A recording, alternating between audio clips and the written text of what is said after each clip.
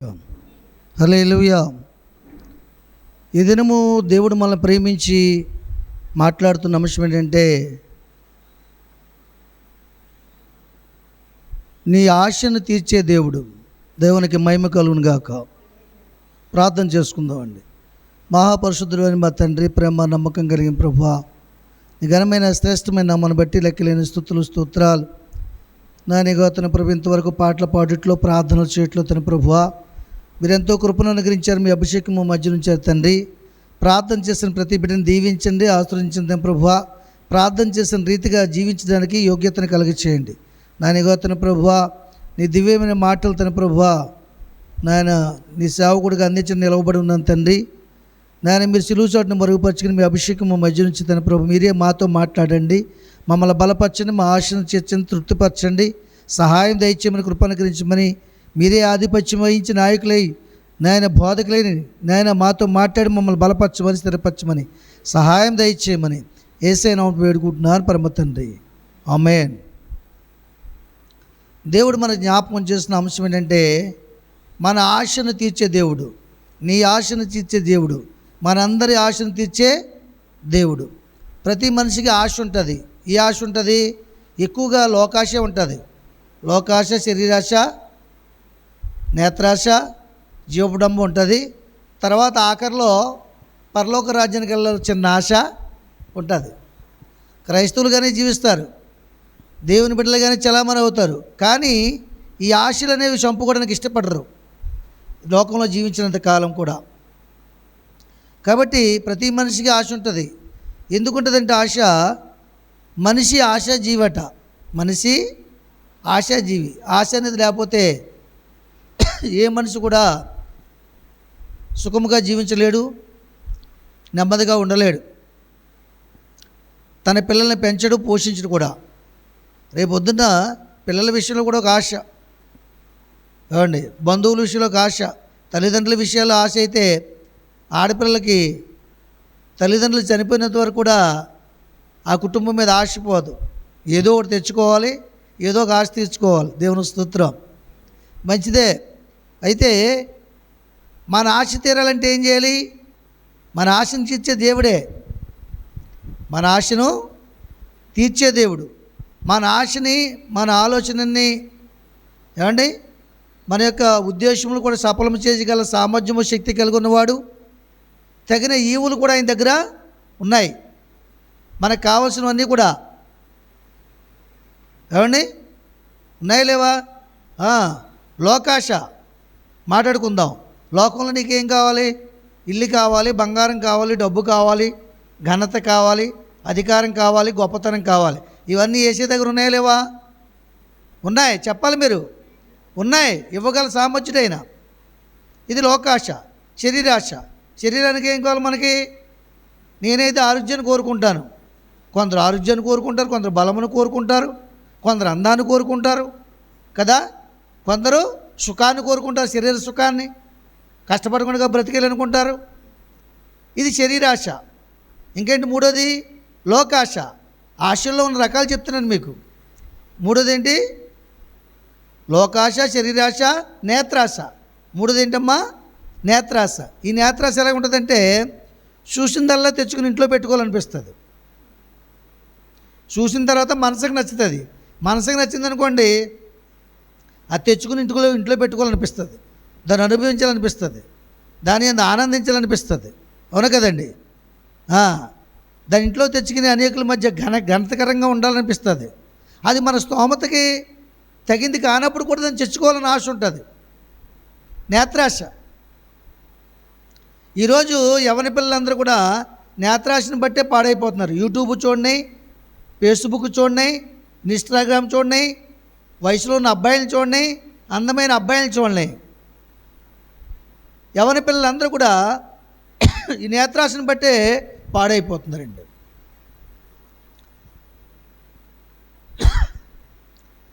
లోకాశ, శరీరాశ, నేత్రాశ, జీవపుడంబం. ఏమండి, ఈ జీవపుడంబం ఏంటిది? జీవపుడంబం ఎలా ఉంటుంది?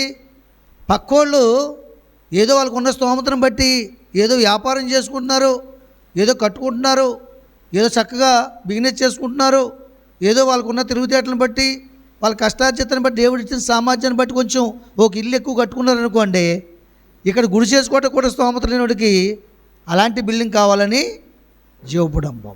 దేవుని స్తోత్రం. సంఘంలో ఆధిపత్యం కావాలి, గ్రామంలో అధికారిగా ఉండాలి, అందరూ తన చేతి కింద ఉండాలి, తన మాట వినాలి. ఇదేంటిది? జీవపుడంబం. నిజానికి అక్షరముక్క లేనివాడు కూడా అధికారాన్ని కోరుకున్నాడు ఈ దినాల్లో. ఎవరిని నేను విమర్శించట్లేదు. మినిస్టర్లతో సహా కొంతమంది రాజకీయ నాయకులు, కొంతమంది ఎమ్మెల్యేలు, కొంతమంది ఎంపీలు, చాలామంది కూడా ముందు కాలాల్లో కూడా చదువు లేకుండా పదవులు చేసి ప్రభుత్వాల్లో అధికారులుగా ఉండి ప్రజలకు న్యాయం చేసిన వారు, ప్రజల మంచిని చూసిన వారు అనేక మంది లేకపోలేదు, ఉన్నారు. దేవుని స్తోత్రం. మంచిదే. దేవుడు ఏం చెప్తున్నాడంటే, నీకు లోకాశ తీరాలన్నా, శరీరాశ తీరాలన్నా, నేత్రాశ తీరాలన్నా, జీవపుడంబం పరిస్థితులు నువ్వు అనుభవించాలన్నా, మొట్టమొదటిగా మనం చేయవలసిన పని ఏంటంటే, మనం ఏ దేవుడిని నమ్మున్నామో, ఏ దేవుని దగ్గర స్థితిగతులు ఉన్నాయో, ఎవరి దగ్గర ఈవులు ఉన్నాయో, మనకు కావాల్సిన సమస్తము ఏ దేవుని చిత్రం ఉందో ఆ దేవునికి లోబడి ఉండాలి, ఆ దేవుని చిత్తాన్ని జరిగించాలి, ఆయననే అడగాలి నీ ఆశ కొలది. భూలోకంలో ఏ మనుషులను అడిగినా ఎవరికి ఉన్నది వారికి చాలక మరి ఎన్నో ఆశలు కలిగి ఉండి మరి ఎన్నో విధాలుగా ప్రయాసపడుతున్నారు. భర్తనే బిడ్డలను విడిచిపెట్టి విదేశాలు వెళ్ళి వాళ్ళు కష్టపడి వాళ్ళ సుఖాన్ని శాంతిని విడిచిపెట్టి నిద్రాహారాలు మాని సంపాదించుకుని వారి ఉద్దేశం నెరవేర్చుకోవాలని కూడబెట్టుకున్నవారు మనకు కావాలని అడిగితే ఇస్తారా? ఇవ్వరు. కానీ అందరికీ ఇచ్చేవాడు, అందరికీ ధారాళంగా ఇచ్చేవాడు, అందరి కోరికలు తీర్చేవాడు, అందరి ఆశను తీర్చేవాడు మన దేవుడు. ఆయనకి తారతమ్యాలు లేవు, భేదములు లేవు. ఆయనకు ఉన్నదల్లా ఒకటే, ఇచ్చే గుణము, క్షమించే గుణము, ప్రేమించే గుణము. ఈ 3 గుణాలు ఆయన సొంతం. ఎవరైనా వద్ద నుంచి తీసివేయలేరు. నువ్వు అనుకుంటావు నాకే ఇవ్వాలి, పక్కనున్నవాడు పాపం చేస్తాడు కాబట్టి వాడికి ఇవ్వకూడదు అనుకుంటావు. నీవే నీతిమంతుడు అనుకుంటావు. పక్కనున్నవాడు ఏదో చిన్న తప్పుదం చేస్తాడు కాబట్టి వాడిని దేవుడు ఆశీర్వదించకూడదు అనుకుంటావు. కానీ దేవుడు ఆయనకి ఇష్టమైతే వాడిని కూడా ఆశీర్వదిస్తాడు. ఎందుకో తెలుసా? ఎందుకు ఆశీర్వదిస్తాడంటే అతను హెచ్చిపోవాలని కాదు, అతనికి హెచ్చిపోవాలి. అతని అవసరం తీరిస్తే దేవుని యొద్దకు వస్తాడని నమ్మకంతో ఆశతో దేవుడు అతన్ని హెచ్చించి అతని ఆశను తీరుస్తాడు. ఏమండి? మనుషుల ఉద్దేశాలు అలాగుంటాయి. దేవుని ఉద్దేశం ఎలాగుంటుందంటే నీతిమంతుల మీద, అనీతిమంతుల మీద, మంచివారి మీద, చెడ్డవారి మీద, దుర్మార్గుల మీద, దుష్టుల మీద, నీతిమంతుల మీద ఆయన వర్షమును కుమ్మరిస్తున్నాడు లేదా? భూమి మీద సూర్యకాంతిని ఇస్తున్నాడా లేదా? సూర్యునికి ఆజ్ఞాపించి వెన్నెలను ఇస్తున్నాడా లేదా? మనకే భేదములు తప్ప ఆయనకి ఏ భేదమునో లేదు. ఎందుకంటే అందరూ ఆయన సంతానమే. భూమి మీదకి వచ్చాక వివిధ ఆలోచనలు కలిగి వివిధ తంత్రములు కల్పించుకుని వివిధ విగ్రహాలు వాళ్ళు మీద నమ్మకం ఉంచి దేవుని సంతానమై ఉన్నప్పుడు కూడా వేరొక ఆచారంలో వేరొక భక్తిలో ఉన్నారు తప్ప వారందరూ కూడా భూమి మీద నివసిస్తున్న బిడ్డలందరూ కూడా దేవుని పిల్లలే. చెప్పలు కూడా దేవుని మహిమపరచండి. అందుకని మనం కూడా మన పిల్లల్లో కొంతమంది మన మాట వినేవారు ఉంటారు, కొంతమంది వినవారు ఉంటారు. అయితే మాట విన్నోడికి అన్నం పెట్టడం మానేద్దా తల్లి? చెప్పండి, పెడుతుందా పెట్టదా? మాట విన్నా పెడుతుంది, వినకపోయినా పెడుతుంది. కాకపోతే మాట వినేవాడు కొంచెం స్పెషల్గా పెడుతుంది, మాట విన్నవాడు కొంచెం చిరాకుతో పెడుతుంది. అంతే కదండి, అయిష్టంగా పెడుతుంది. పెట్టడం మాత్రం మాందం. దేవుడు కూడా అంతే. తల్లి ఎలాగైతే తన బిడ్డలను వెళ్ళిందో దేవుడు కూడా భూమి మీద ఉన్న ప్రజలు అలాగున్నాడు ఆయన. కాబట్టి మన ఆశను తీర్చే దేవుడు. మన ఆశ తీరాలంటే భూమి మీద మనుషులకు ఏ ఆశలు ఉంటాయి? ఏ ఆశలు ఉంటాయి? లోకంలో ఉన్న ఆశలు ఉంటాయి.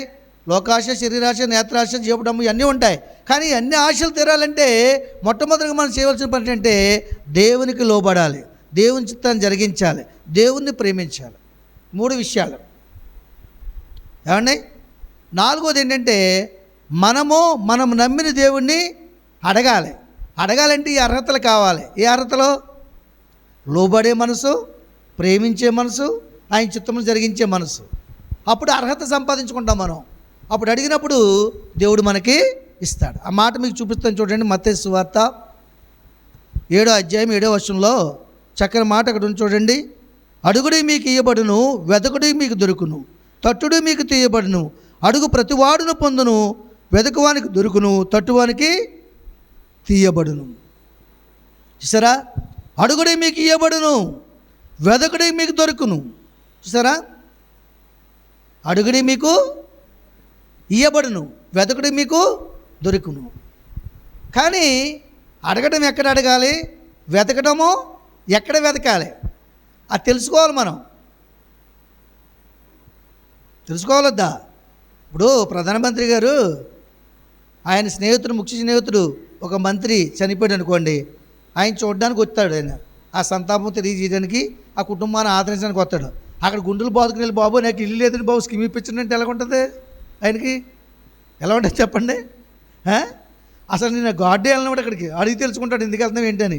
ఇల్లు కోసం వెళ్తాను, ఇల్లాగా గుడ్డ పైకి ఉండు ముందు, సమయం సందర్భం లేదు నీకు అంటాడండా. కాబట్టి ఎక్కడ అడగాలో అక్కడ అడగాలి. భూలోకంలో కొంతమంది నాయకులు ఉన్నారు, కింద నుంచి పై వరకు 1 by 1 అర్జీ చేసుకుంటూ వెళ్తే ఆయన ఇచ్చిన నిధిలోంచి అది మనకు అందుతుంది. అవునా కదండి? దేవుని స్తోత్రం. అర్థమవడం చెప్తున్నాను మీకు నేను. ఎక్కడ అడగాలి, ఎక్కడ వెతకాలి, అడిగిన తర్వాత ఎక్కడ వెతకాలి అది తెలుసుకోవాలి మనం. దేవునికి మహిమ కలుగును గాక. ఎక్కడ అడగాలో తెలుసా? నీకు ఏ ఆశ తీరాలన్నా దేవుని సన్నిధిలో అడగాలి. ఎక్కడ వెతకాలి, ఎక్కడ వెతకాలి? మరలా దేవుని సన్నిధిలోనే వెతకాలి. ఎందుకంటే నువ్వు ఎక్కడ అడిగావో అక్కడే వెతకాలి, ఎక్కడ పోగొట్టుకున్నావో అక్కడే పొందుకోవాలి. దేవుని వాక్యం చెప్తుందా లేదా? నువ్వు ఎక్కడైతే పోగొట్టుకున్నావో నీ భక్తిని అక్కడ వెతికి మళ్ళీ పొందుకో, నీ విశ్వాసాన్ని పొందుకో. కొంతమంది అనుకుంటారు ఇంట్లో ప్రార్థన చేస్తే దేవుడు విండా అనుకుంటారు. వింటాడు, కానీ ఈ 3 గుణాలు మనకు ఉండాలి. ఏ గుణాలు? దేవునికి లోబడే మనసు, దేవుని ప్రేమించే మనసు, దేవుని చిత్తాన్ని జరిగించే మనసు. అవి లేనప్పుడు కూడా వింటాడు, అవి లేనప్పుడు కూడా వింటాడు. ఎప్పుడు వింటాడు? దేవుని సన్నిధానంకి వచ్చి దేవుని సందులో కన్నీరు కార్చి నీ పాపములు ఒప్పుకుని విడిచిపెట్టి, ఏమండి ఇక్కడి నుంచి ఇంతవరకు ఈ గుణాలు నాకు లేవు, నువ్వు ఆశించిన నా దగ్గర లేదు నైనా, నేను ఆశించిన మాత్రం కోరుతున్నాను, నేను ఇది న్యాయం కదని ఒప్పుకొని విడిచిపెట్టి ఇక నుంచి నీకు లోబడతాను, నీ చిత్తాన్ని జరిగిస్తాను, నిన్ను ప్రేమిస్తాను ప్రభువా, నా ఆశను తీర్చని నీ సన్నిధిని విడిచిపెట్టండి ఆయన అని నువ్వు అడిగినప్పుడు దేవుడు నీ ఆశని తీరుస్తాడు. దేవుని స్తోత్రం. కొంతమంది అనుకుంటారు ఇంట్లో ఉండడా దేవుడు? ఇంట్లో ఉంటే మందిరాలు ఎందుకండి? ఇంట్లో ఉంటే మందిరాలు ఎందుకు చెప్పండి? ఇంట్లో ఉంటాడు దేవుడు, ఇంట్లో ఉంటాయి చెప్పండి? ఇంట్లో ఉంటాయి దుర్మార్గం ఉంటుంది, దుష్టత్వం ఉంటుంది. నువ్వు బాగానే ఉంటావు, నీ పిల్లలు పోగోరు, అక్కడ ఉంటాడైనా? ఉంటారా? ఉండరు. నువ్వు బాగానే ఉంటావు, నీ భర్త పోగొడు మందేస్తాడు ఇంట్లో, నువ్వు సీసా పట్టుకొచ్చి ఉంటాడైనా అక్కడ? ఉండడు. అవునా? ఒప్పుకుంటున్నారు లేదా? మీరిద్దరు బాగుంటే పిల్లలు పోగోరు, ఆ లెవెల్తో తిరుగుతుంటారు. అప్పుడు దేవుడు అక్కడ ఉంటాడా? ఏమండి ఎక్కడ ఉంటాడైనా? నిత్యము వచ్చి 2-3 ఏకీభవించి, నిజంగా నీ ఇంట్లో నువ్వు ఏకీభవించి ఏక మనసు కలిసి నీ కుటుంబం ప్రార్థన చేస్తే ఆ మధ్యకు వస్తాడు ఆయన. ఆయన మాట ఇచ్చాడు కాబట్టి. వచ్చేటప్పుడే ఇల్లు ఎలా ఉండాలి? పరిశుభ్రంగా ఉండాలి, నీతిగా ఉండాలి, యథార్థంగా ఉండాలి. జక ఇంట్లో ఆస్తి లేదా? ఉందా లేదా? బంగారం ఉంది, వెండి ఉంది, ఆస్తి ఉంది, అన్నీ ఉన్నాయి.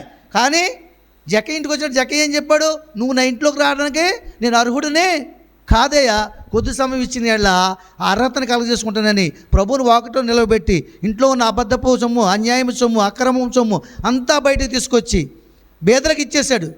కొంతమంది అన్యాయంగా తీసుకున్న వారికి కొంత ఇచ్చేశాడు. ఇప్పుడు వెళ్ళమని చెప్పాడు. అప్పుడు వెళ్ళి చెప్పాడు దేవుడు, ఇంటికి రక్షణ ఇచ్చాడు. నేడు ఇంటికి రక్షణ వచ్చింది. ఇతను కూడా అబ్రహాము కుమారుడే. మరే జకేకి దేవుని గురించి తెలియదా? ఎంత ఆశ! అందరి కింద నుంచి చూద్దాం అనుకుంటే మేడి చెట్టు ఎక్కాడు గాయములు కలిగి. అవునా? మీరు అర్థం చేసుకోవాలి. నీ సొంత నీతిని ఉపయోగించుకోకూడదు ఎప్పుడు కూడా. దేవుడు నీకు ఎక్కడైతే ఆధిక్యతను ఇచ్చాడో, ఎక్కడైతే ప్రార్థన స్థలం ఇచ్చాడో అక్కడ కొనసాగించుకోవాలి. దాన్ని కొనసాగించుకుంటూ అప్పుడు ఇంట్లో కూడా కొనసాగించుకుంటే ఇంట్లో ఉన్న దుర్మార్గతను, దుష్టత్వం ఆయనే వచ్చి తీసేస్తాడు. జక్క ఇంటి వాళ్ళే చెప్పలు కూడా దేవుని మహిమపరచండి. నీకు నువ్వుగా ఏమి తీసుకోలేవు, నీకు నువ్వుగా ఏం తీసుకోలేవు, నీకు నువ్వుగా నీతిమంతుడు కాలేవు. దేవుడే మన నీతిమంతుగా తీర్చాలి.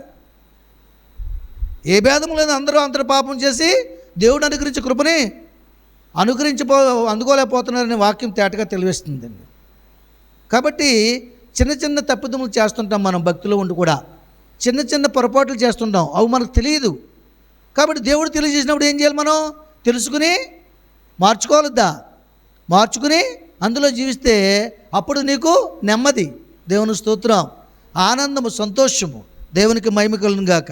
నేనేమో ఎవరి కొరకు ఆలోచించి, ఎవరి భక్తి గురించి ఆలోచించి మాటలు నేను చెప్పట్లేదు. లేఖనాలు ఖచ్చితంగా చూపిస్తాను మీకు. నేను కొందరి జీవితాలను చూపిస్తాను. వారి ఇంట్లో ప్రార్థన చేస్తే ఎందుకు జరగలేదు కార్యం, దేవుని మందిరంలో ఎందుకు జరిగింది, ఇవన్నీ చూపిస్తాను మీకు. నేను ఇంట్లో ప్రార్థన చేసుకుందాం అంటే గలిబీలు ఉంటుంది, పిల్లలు అలరే, ఇంకొక అలరే, ఎవరో వచ్చేదో అడగడం బయట నుంచి, అవునా కదండి. ఏదో సమస్య సందర్భం ఉంటుంది. మందిరంలో ఉన్నటువంటి ప్రశాంతత, స్వతంత్రత గృహంలో ఉండదు. దేవునికి మహిమ కలుగును గాక. హల్లెలూయా. చూడండి, మీకు మొట్టమొదటిగా ఒక వ్యక్తిని చూపిస్తాను. ఆదికాండంలో యాకోబుని చూపిస్తాను మీకు. నేను ఆయన అడుగుతున్నాడు దేవుణ్ణి. యాకోబు పత్రిక ఆదికాండము 32 అధ్యాయము 24 నుంచి 30 వరకు చదవండి. 24 నుంచి 30 వరకు. యాకోబు ఒకడు మిగిలిపోయాను, ఒక నరుడు తెల్లవారు వరకు కూడా అతనితో పెనుగులాడును.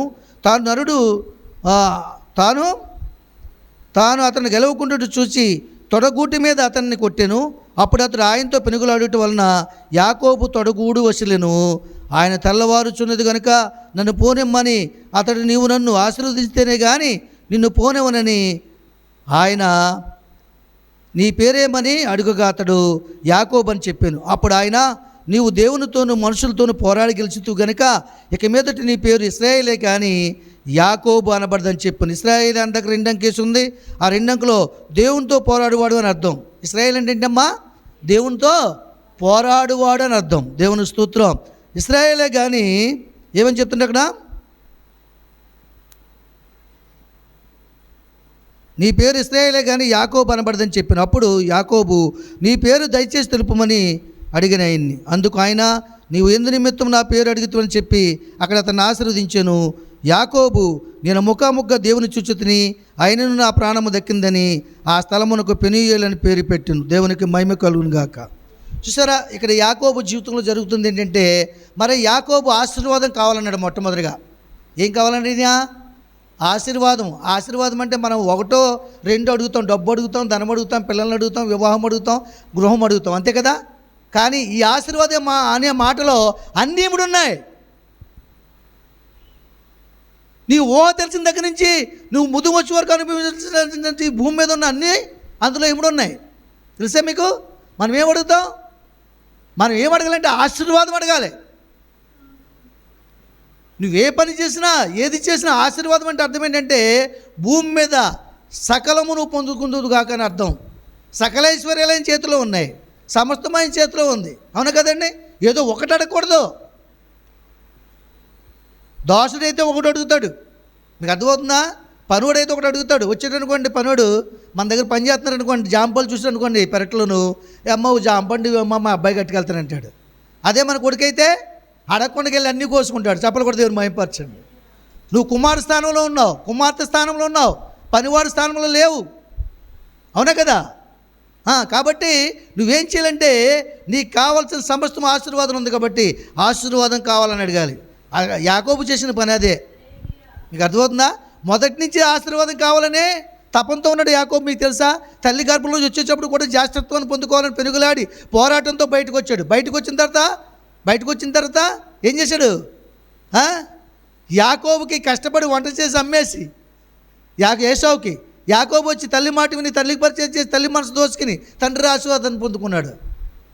దాన్ని బట్టి కొన్నాళ్ళు ఎడబాటు వచ్చింది. అయినా సరే ఆశీర్వాదం అనే మాటని విడిచిపెట్టేది యాకోబు. తెలుసా, అరణ్యంలోంచి వస్తున్నాడు, కొండల్లోంచి వస్తున్నాడు, మొట్టెల్లోంచి వస్తున్నాడు, ఎవరు లేరు, దుఃఖంతో ఉన్నాడు. తరుముకొస్తాడు, అన్నయ్య చంపేస్తాడేమో, కుటుంబాన్ని విడిచిపెట్టి వెళ్ళిపోతాడు, తల్లిదండ్రుల ప్రేమను కోల్పోయాడు. అయినా సరే ఆశీర్వాదాన్ని విడిచిపెట్టేది ఆ మాటని. అక్కడ నవ్వబడి ఒక రాయి తీసిపెట్టి బలిపీఠం కట్టి ఏమండి ప్రార్థన చేసి దేవదూతలు ఎక్కుతూ దిగుతూ దర్శనాన్ని చూసి దేవుడు వాగ్దానం తీసుకుని, అక్కడ నేను నీకు తోడే ఇంట్లో నిశ్చయంగా నేను ఆశీర్వదిస్తాను, నీ బంధువులు ఎదుగు నీ స్వజనులు ఎదుగు మరలా నేను చేరుస్తానని మాట తీసుకుని అక్కడ బయలుదేరాడు యాకోబు. చెప్పలు కూడా దేవుని మహిమపరచండి. నీ ఇంట్లో శోధన వచ్చిందని చెప్పేసి దేవుని చిత్తాన్ని విడిచిపెట్టేస్తావు. దేవునికి లోబడిన సంగతిని నువ్వు మర్చిపోయి, మనుషుకు లోబడిపోయి, వాళ్ళు చూపించే శ్రమలకు లోబడిపోయి దేవునికి వేరైపోతే శ్రమ నుంచి నువ్వు తప్పించేవారు ఎవరు? మనుషులకు వేరే వచ్చాడు యాకోబు, అవునా? దేవుడు విడిచిపెట్టాడా? విడిచిపెట్టలేదు. ఎందుకంటే యాకోబుకి వాగ్దానం పొందుకున్నాడు యాకోబు. దేవుడు వాగ్దానం ఇచ్చాడు యాకోబుకి. దేవుని స్తోత్రం. చూసారా మరి, దేవునికి ఇక లోబడి దేవుని చిత్తాన్ని జరిగిస్తాను ఒప్పుకొని ఆయన ఇష్టమని నెరవేరుస్తాను ఒప్పుకొని ప్రార్థన చేస్తాడు ఆయన. ఆ తర్వాత మరలా ఆశీర్వాదానికి వారసుడు అవ్వడానికి, పోరాడువాడుగా ఉండడానికి మనుషులతోటి దేవుడితో పోరాడాడు. నిజమే, మరి పోరాడలేదు అక్కడ. యేషావుతో పోరాడు, అవునా, తండ్రితో పోరాడాడు. అయినా సరే వాళ్ళందరినీ విడిచిపెట్టి వచ్చాడు. ఏమండి, ఏకాగ్గా వచ్చాడు. మామ ఇంటికి వచ్చాడు. అక్కడ పాలేరుతనం చేశాడు. 14 ఏళ్ళు కొలువు చేశాడు. ఏమండి, 10 మార్లు జీతం మార్చిన విసిపోలేదు. మీకు అర్థమవుతుందా? 4 సార్లు నీకు అద్దిస్తే సార్ దైవజనులు విసిపోతావు. నువ్వు విసిపోయి నీ ధ్యేయాన్ని విడిచిపెట్టేస్తావు, నీ ఆశను విడిచిపెట్టేస్తావు. యాకోబు అలా చేయలేదు. 10 సార్లు జీతం మార్చినా సరే, అసూయ పడినా సరే, ద్వేషించినా సరే, ముందు చూపిన ప్రేమ చూడకపోయినా సరే, ముఖం తిప్పుకుని వెళ్ళిపోతున్నా సరే, ఆస్వాదింపబడినంత వరకు కూడా చాలా గొప్పగా దేవుని చిత్తాన్ని జరిగించాడు. దేవునికి మహిమ కలుగును గాక.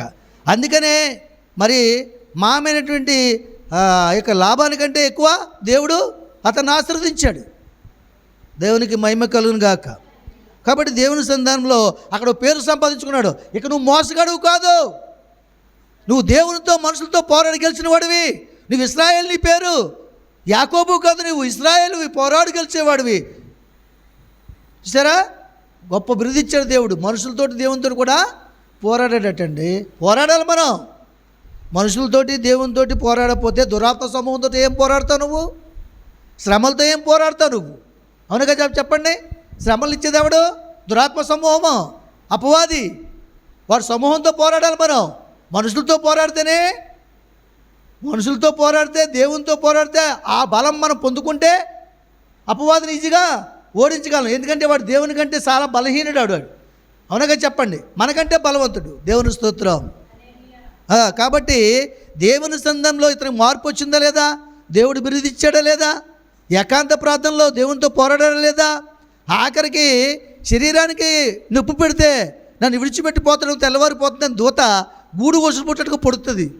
ఈ డిస్క్ మీద, ఈ బాల్ మీద గూడు వసులు పోతుంది, కానీ పోరాటాన్ని ప్రార్థననే విడిచిపెట్టలేదు. దేవుడు నీకు ఇచ్చిన ప్రార్థనా జీవితాన్ని విడిచిపెట్టకూడదు. నువ్వు బ్లెస్డ్ అవ్వాలంటే, నువ్వు ఆశీర్వదింపబడాలంటే, నువ్వు మార్చబడాలంటే, నువ్వు మలచబడాలంటే, దేవుని ద్వారా ఆధిక్యత పొందుకోవాలంటే, బలా నమ్మకమైన నా మంచి కుమారుడు, నా మంచి కుమార్తె దేవుని చేత పిలిపించుకోవాలనుకుంటే, పోరాడువాడుగా, ప్రార్థనా వీడుగా, ప్రార్థన పరురాలుగా నువ్వు ఒక సాక్ష్యాన్ని పొందుకోవాలనుకుంటే దేవుని చిత్తాన్ని జరిగించాలి తప్ప పోరాటాన్ని ఆపకూడదు. నీకు రోగం పెట్టొచ్చు అపవాది, ప్రార్థన జీవితాన్ని ఆపేయడానికి. నీకు తెలియని రోగం నీకు రావచ్చు. డాక్టర్ దగ్గర కూడా వైద్యం కుదరకపోవచ్చు. ఆ కాలు బాగుపడకపోవచ్చు, ఆ కిడ్నీ బాగుపడకపోవచ్చు. కానీ చనిపోతే దేవుని కోసం చనిపోతాను, బ్రతికితే దేవుని కోసమే బ్రతుకుతానని ఒక నిర్ణయం నీకు ఉండాలి. దేవుని స్తోత్రం. అప్పుడు నువ్వు మనుషులతోటి దేవునితో కూడా పోరాడి ఒక గిఫ్ట్ పొందుకుంటావు. నీ ఆశలన్నీ తీరుస్తాడు దేవుడు. దేవునికి మహిమ కలుగును గాక. మీకు రెండో వ్యక్తిని చూపిస్తాను చూడండి. మొదటి సమూయేలు గ్రంథము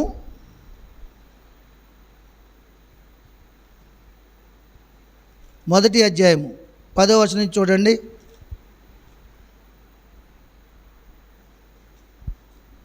10వ వచనం నుంచి. బహు దుఃఖాక్రాంతులై వచ్చి యెహోవా సన్నిధిని ప్రార్థన చేయొచ్చు, బహుగా ఏడ్చుచు, సైన్యములకు అధిపతికి యెహోవా, నీ సేవకురాలైన నాకు కలిగిన శ్రమను చూసి నీ సేవకురాలైన నన్ను మరొక జ్ఞాపకం చేసుకుని నీ సేవకురాలైన నాకు మగపిల్లను దయచేసిన ఎడల వాని తల మీదకి క్షౌరపు కత్తి ఎన్నటికీ రానియక వాడు బ్రతుకు దినములన్నిటిను నేను వారిని యెహోవానకు నీకు అప్పగింతునని మొక్కుబడి చేసుకున్నాను. ఆమె యెహోవా సన్నిధిని ప్రార్థన చేయుచుండగా ఏలి ఆమె నోరు కనిపెట్టుచుండెను. ఏలనగా అన్న తన మనసులోనే చెప్పుకొనిచుండెను. ఆమె పెదవులు మాత్రం కదులుచుండి ఆమె స్వరము వినబడక ఉండెను గనక ఏలి ఆమె మత్తురాలై ఉన్నదనుకొనెను. ఎంతవరకు నువ్వు మత్తురాలు అయ్యుందువు? నువ్వు ద్రాక్షరసమును నీ యొద్ద నుండి తీసివేయమని చెప్పగా అన్న, అది కాదు నా ఏలినవాడా, నేను మనోదుఖం గలదాన్ని అన్నాను. నేను ద్రాక్షరసమునైనను మద్యమునైనను పానమునైనను నేను చేయలేదు, కానీ నా ఆత్మను యెహోవా సన్నిధిని కుమ్మరించుకొనుచున్నాను. నీ సేవకులైన నన్ను పనికిమాలిన దానిగా ఎంచవద్దు. అత్యంతమైన కోపకారణం బట్టి నీ బహుగా నిట్టూర్పులు విడిచుచు నాలో నేను చెప్పుకొని చుంటున్నాను. నేను అంతటి ఏలి నీవు క్షేమంగా వెళ్ళము, ఇశ్రాయేలు దేవునితో నువ్వు చేసుకున్న మనమని ఆయన దయచేయను గాక ఆమెతో చెప్పగా, ఆమె అతనితో, నీ సేవకురాలు నన్ను నీ దృష్టికి కృపనందును గాక నేను. తర్వాత ఆ స్త్రీ తన దారిని వెళ్ళిపోయి భోజనము చేయొచ్చు నాటి నుంచి దుఃఖముఖంగా నుండి మానేను. దేవుని స్తోత్రం. చూసారా, తన జీవితంలో ఎప్పుడు కూడా ఏంటి? వేదన, ఆవేదన, బాధ. ఎందుకు? బిడ్డలు లేరు. తన తోటికోలేనటువంటి పినిన్నాకి బిడ్డలు ఉన్నారు, హన్నాకు మాత్రం లేరు. వీళ్ళు మామూలు వాళ్ళు కాదు, ఒక యాజక కుటుంబం, వీళ్ళు భక్తి లేని కుటుంబం కాదు. అయినా నీ గర్భము తెరవబడలేదు. కారణం ఏంటంటే ఇంతవరకు కూడా ఆమె స్వార్థం కోసం కొడుకు కావాలని ప్రార్థన చేసింది. ఇప్పుడైతే ఏమని చేస్తుంది? బహు దుఃఖాక్రాంతులై కన్నీరు విడుచుచు నిబంధన చేసుకుంటుంది. అక్కడ ఒక మగపిల్లని నాకు ఇచ్చి నా గుడ్రాలని నిందని తీసివేసిన వాళ్ళ ఆ మగపిల్లని ఆ జీవితకాలం అంతా కూడా నీకు అప్పగిస్తాను. వాడి తల మీదకి మంగళగత్తి రానకుండా క్షౌరం చేసుకుని ప్రతిష్ఠ చేయొచ్చు, నీ సందులో పెంచుతాను వాడిని, నాకు ఈ నింద తీసేస్తే చాలు అని విపరీతమైన దుఃఖంతో దేవుని సందులో ప్రార్థన చేసి, మరి ఇన్నాళ్ళు సంవత్సరానికి ఒకసారి దేవుని సందుకు వచ్చేది, సంవత్సరం అంతా ఇంట్లో ప్రార్థన చేసేది, అవునా? మరి ఇన్నాళ్ళు దేవుడు ఎందుకు వినలేదు? మన కోరికల్లో కూడా, మన ఆశలో కూడా దేవుని చిత్తం ఉండాలి. దేవుని స్తోత్రం. దేవుని ఆశ కూడా తీర్చబడాలి అందులో. మీకు అర్థమవుతుందా? మనం ఇల్లు కట్టామంటే ఇంట్లో కొంత స్థలం దేవునికి ఇవ్వాలి, అక్కడ ప్రార్థన జరగాలి. ఏమండి? ప్రతీ నెల ఆ ఇంట్లో ప్రార్థన పెట్టుకోవాలి, ఆ నెల అంతా పోషించినందుకు. అది కృతజ్ఞత. ఏదో మూలగా తీసేసి 3 ఏళ్ళకి ఒకసారి 6 ఏళ్ళకి ఒకసారి ప్రార్థన పెట్టుకోవడం కాదు. కానీ సంవత్సరానికి కనీసం మనం ఒక 6-7 సార్లైనా ప్రార్థన పెట్టుకోవాలి ఇంట్లోనూ, గృహప్రార్థన జరగాలి. ఏమండి? అలాగా ఆమె ఏం చేసింది? ప్రార్థన చేస్తుంది. ఆ సమయంలో ఏమవుతుంది? ఆమె దుఃఖముతో, వేదనతో, బహు కోపంతో, పెనిన్నా అన్న మాటలు జ్ఞాపకం వచ్చి కోపం వస్తుంది, మనసులో ఉన్న బాధను బట్టి దుఃఖం వస్తుంది, దేవుడు చేయలేని కార్యాన్ని బట్టి వేదన కలుగుతుంది. ఇలాగ ఇవన్నీ సమకూడికిని ఆవిడ దుఃఖాక్రాంతి ప్రార్థన చేస్తుంటే ఏలి కనపడ్డది. ఏలి కనపడ్డది ద్రాక్షరసం తాగిన దానిలో కనపడ్డది. కారణం ఏంటి? ఆయన అలాగ ఆలోచించిన కారణం ఏంటి? లోపల బుడుగుడు అంటుంది తప్ప ఇవి చేసే ప్రార్థన ఏంటో మనమేటో దైవజనుడికి అర్థమో కాకుండా ప్రార్థన చేస్తుంది. అందుకని మిమ్మల్ని ప్రార్థన చేసినప్పుడు మీ పెదవుల మీద చేయొద్దు, మాట బయటికి రానివ్వండి అంటాను నేను. మీకు అర్థమవుతుందా? మీరు ఏం ప్రార్థన చేస్తున్నారో ఎవరు తెలుస్తుంది, ఎవరి గురించి చేస్తున్నారో ఎవరికి తెలుస్తుంది? అవునగా చెప్పండి. కాబట్టి మీరు ఏం చేయాలి? మీ స్వరము బయటకు వినబడలాగిన ప్రార్థన చేయాలి. అయినప్పుడు కూడా ఆయన అలాగ అన్నప్పుడు కూడా ఏం చేసింది? కోపపడక ఏం చేసింది? కోపపడక ఏం చేసింది? చక్కగా తను సర్దుకుంది. నేను నీచురాలని కాదని చెప్పింది, నీ దృష్టికి యోగ్యురాలని చెప్పింది, ఒప్పుకుంది, ఆయన తెలియజేసింది. అప్పుడు ప్రార్థన చేసింది, నిబంధన చేసుకుంది. దేవుని చిత్తం ఏంటో తెలుసా? ఇన్నాళ్ళు కూడా ఆమె సంవత్సరం అంతా ఇంట్లో ప్రార్థన చేసిన ఆయన ఇవ్వబడడానికి కారణం ఏంటంటే, ఇక్కడ మరి ఏం జరుగుతుందంటే ఏలి వృద్ధుడైపోయాడు, ఆయన కనులు మందగిలిపోయాయి. వృద్ధుడైపోయాడు, ఆయన కనులు మందగిలిపోయాయి, చనిపోయే సమయంలో ఉన్నాడు ఆయన. ఇంకా ఆయన దినాలు ముగిసిపోతున్నాయి. ఆ స్థానంలో ఆయనకి యాజకుడు కావాలి, ఒక సేవకుడు కావాలి. ఆ సేవకుడిని యాజక వంశంలో తీసుకురావాలి. ఇది మంచి కుటుంబం, భక్తి కలిగిన కుటుంబం, అన్న కుటుంబం. ఆయన ఉద్దేశం అది. అందుకని ఆలస్యం చేస్తున్నాడు. ఈమె ఏమడుతుంది? నాకు కొడుకు కావాలి, నా తోటికోళ్ళ మీద యుద్ధం చేయడానికి, వాళ్ళ పిల్లల మీద యుద్ధం చేయడానికి బలవంతుడైన కొడుకు కావాలి, ఇలాగ అడుగుతుంది తప్ప దేవునికి ఇస్తానని చెప్పట్లేదు. ఆయనకి ఈ గర్భంలోంచే కుమారుడు కావాలి ఆయనకి. చూసారా? మన ఉద్దేశాలు వేరు, ఆయన ఉద్దేశాలు వేరు, మన ఆలోచనలు వేరు, ఆయన ఆలోచనలు వేరు. మీకు అర్థమవుతుందా? నీ పిల్లల్ని కానీ నీకు పెంచాలి, బాగా మైసూరు పాకాలు కోవాలట్టుకొచ్చి నీకు నోట్లో పెట్టాలనుకుంటావు నువ్వు. దేవుడు ఏమనుకుంటాడు? ఆయన దీర్ఘాయుష్నిచ్చి మంచి ఉన్నత స్థానంలో పంపించి మంచి సేవకుని చేసి విదేశాల్లో వాడుకుని వాడి ఘనత తీసుకురావాలనుకుంటాడు దేవుడు. చూసారా? మరి అదే అండి. కాబట్టి బిడ్డల్ని కనడం, పెంచడం మన బాధ్యత తప్ప వారి యొక్క జీవిత విధానం దేవుని చేతులు ఉందని సంగతిని ఎప్పుడు మర్చిపోవద్దు. దేవునికి మహిమ కలుగును గాక. కాబట్టి దేవుని సన్నిధానంలో ఇలా అడిగినప్పుడు దేవుడు కాదు, డైరెక్ట్గా సేవకుడే ఆన్సర్ ఇచ్చాడా లేదా? అమ్మా నువ్వు నెమ్మదిగా వెళ్దానమ్మా, వెళ్ళు, సంతోషంగా ఇంటికి వెళ్ళు, నీవు అడిగింది దేవుడు నీకు ఇచ్చాడు అని చెప్పినప్పుడు ఆ మాట నమ్మి ఇంక భోజనం చేసి ఇంకెప్పుడు కూడా దుఃఖముకురాలుగా ఉండకుండా సంతోషంగా ఆనందంగా జీవితాలు గడిపింది. దేవుడి కార్యమును చూడగలిగింది. దేవునికి మహిమ కలుగును గాక. హల్లెలూయా.